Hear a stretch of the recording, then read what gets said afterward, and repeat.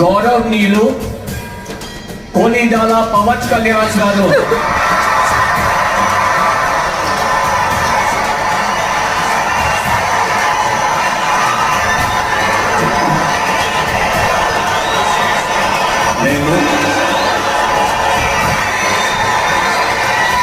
కొనిదల పవన్ కళ్యాణ్ అనే నేను